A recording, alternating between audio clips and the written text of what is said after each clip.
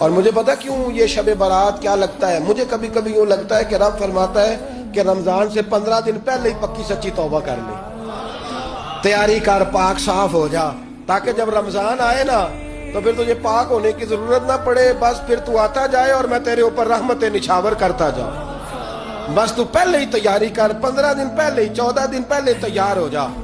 کل رات اپنے آپ کو ذہنی طور پر تیار کریں، بچوں کو تیار کریں، گھروں کو تیار کریں۔ اب جب مہمان آتے ہیں نا بڑا کچھ کرتے ہیں، شب برات آئے تو مصلے ایک دفعہ دھویا کریں، ایک دفعہ مصلے دھویا کریں۔ فرش دھوتے ہیں نا، مہمانوں نے آنا ہے تو ایک کمرے کا فرش دھو کے صاف کریں کہ خواتین نے یہاں ساری رات نماز پڑھنی، یہ ارادے بنائیں۔ جس طرح آپ کہتے ہیں نا رات کو سفر کرنا ہے تو دوپہر میں تھوڑا آرام نہ کر لوں تو کل دوپہر میں آرام کر لیں، تاکہ رات کو رب رب کرنا آسان ہو جائے، اللہ کی بارگاہ میں بیٹھنا آسان ہو جائے۔